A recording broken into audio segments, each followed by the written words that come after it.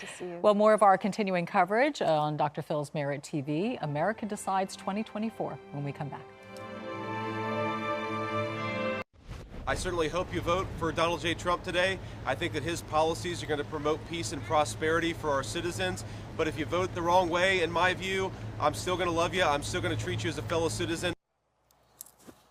Welcome back. That was Republican VP nominee J.D. Vance. He just voted at a church in Cincinnati. Clearly, you just heard what he had to say. Yeah. Exercise your right to vote, and he will respect you either way. Yeah. So let's get right to our political panel this morning. Joining us is senior contributor at The Federalist, Ben Weingarten, and former administration and campaign official for Barack Obama. We have Dominique James joining us again. Thank you both for being here. Good morning. So more than 82 million people voted early in this race. How could that impact what we may know tonight, or is it going to? Dominique, go ahead and take the first one. First of all, 82 million people voting early is really good news for America, and it's really good news for democracy. The reason why, it shows that we are on pace for record turnout across the country.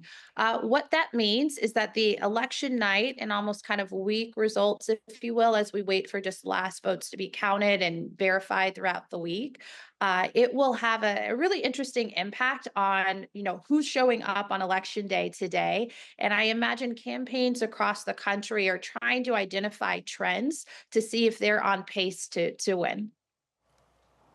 And Ben, go ahead.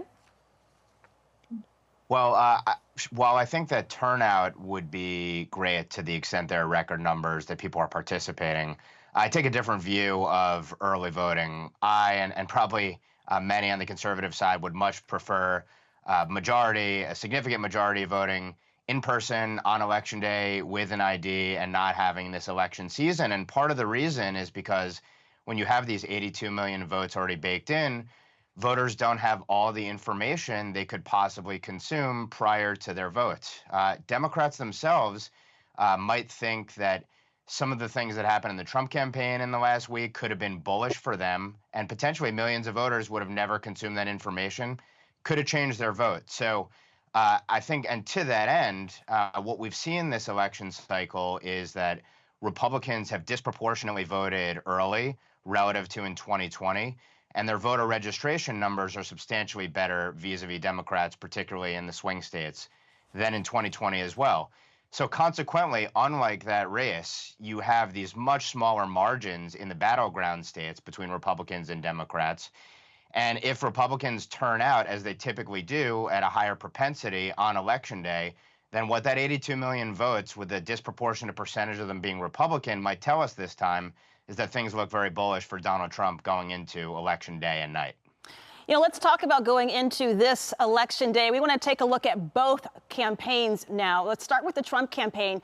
Donald Trump received several major endorsements from some very successful people, most recently from podcaster Joe Rogan, earlier from both Elon Musk's mother, in fact, as well, and UFC owner Dana White.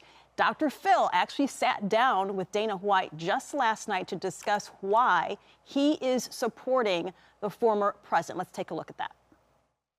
What do you say to the people that are afraid that he's going to go on a revenge cycle and weaponize the Department of Justice and go after everybody that has said anything or done anything or prosecuted him, persecuted him? Is he going to do what they did to him? Yeah. Basically, is he going to do what they did to him? No. At the end of the day, Trump is a very strong, he's a strong guy. He's what you want in a president. He's not going to go after everybody. Of course he's not. All right, so Ben, your thoughts on what Dana White just said there, his reasoning. Well, first of all, I think a fundamental point is that there's been this canned line that the Harris campaign has come out with.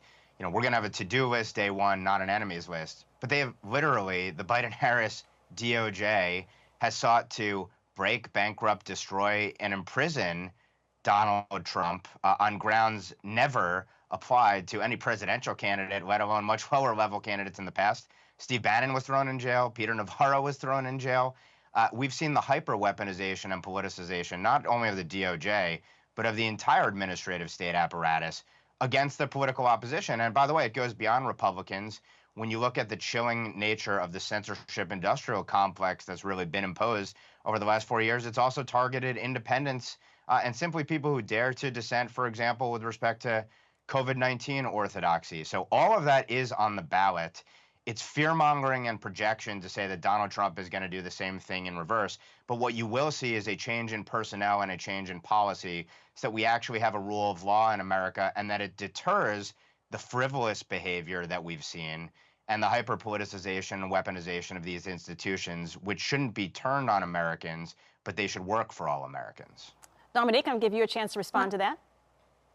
Yeah, I feel like you're talking out of both sides of your mouth. So on one hand, we have rule of law. And then on the other hand, we've had a candidate like Donald Trump who claims to be for law and has broken. He has 34, I believe, felony convictions at this point. So I absolutely disagree. Donald Trump has broken laws. What was the felony broken into 34 charges? I will also add, I was personally involved with the transition from the Obama to the Trump administration. And I will tell you straight up, their team completely rejected all of the policy advice, et cetera, that we even encouraged them to take or offered to take for them to have a peaceful transition of power.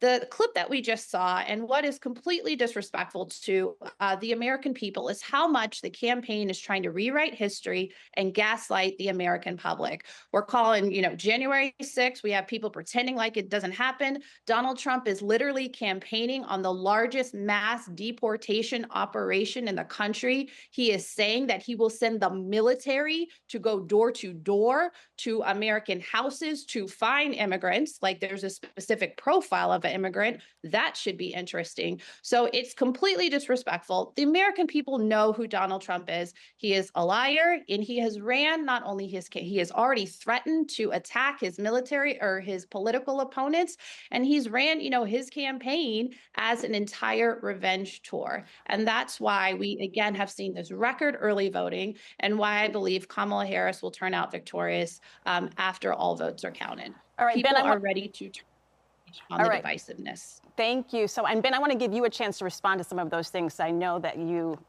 might have a response to that. Just a couple of thoughts. Well, first of all, on the peaceful transition of power bit, it's ironic that you have the Obama team essentially making that argument. There was no peaceful transition of power because there was a Russian collusion conspiracy theory wherein the national security and law enforcement apparatus were turned against Donald Trump, sabotaged and subverted his presidency for more than the first 2 years. And then, of course, a frivolous impeachment this week, on top of that as well. So evidence of Russian and they're sending literal misinformation to Black and brown voters. This was absolutely debunked. Not true. Robert Mueller brought no charges. And then Robert Mueller, who had a team comprised of partisans who loathed Donald Trump. And it undermined the first 2 years of a 4-year presidency. You call Donald Trump a liar. Donald Trump said what he was going to do as president, and he executed upon it. And consequently, we had more peace broadly, and particularly in the hottest regions of the world, from the Middle East Let me kindly remind you, Donald Trump said he was going to build a wall. It's never happened. And we had prosperity 8 years at home. later. Let's not speak over each other. Let's let one person talk at a time. Dominique, let's let Ben finish, and then Dominique, you can respond. Go ahead, Ben. Yeah, might I just add on immigration, we had sovereignty and borders under Donald Trump. The Harris-Walz policy has been one of invasion. You can't deny that. There are millions of illegal aliens who are here who should not be here. There are crimes committed against American citizens every day beyond the violation of our sovereignty that this administration has welcomed with open arms. By the way, that's foreign interference in our system because our congressional districts are apportioned based upon the population in every state.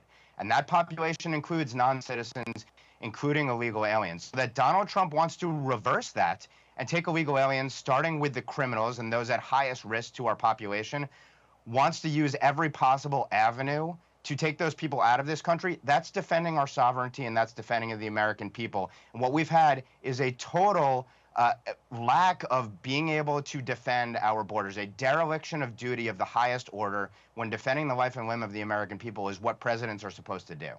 All right, Dominique, we are running out of time. I want to give you a chance to respond to that quickly. Thank you. Well, ultimately, and this, conversation started with last minute's endorsements. I do think, Joe Rogan, welcome to the party. I will be on record. I do think it's very unfortunate that Kamala Harris and her team were not able to schedule time to go on to have that conversation. I think that's really important. And Joe Rogan is an important public figure. However, again, American people are ready to turn the page. Donald Trump, again, he has not delivered on his promises. And he, during his one debate with Kamala Harris, said he only has concepts of a plan of how he, wants to address the public, move things forward. Kamala Harris, she's promoting caregiving. She is promoting an opportunity economy. More than anything, she's not about the divisiveness that is just rife and strong in the Donald Trump campaign. And again, that's why I think we're in for a really exciting and a really historic election this week. All right. To both of you, thank you. We will have all of it covered here, and ultimately the people will decide, and that is happening today. To Ben, to Dominique, thank you both for your insight and your contribution this morning. We appreciate it.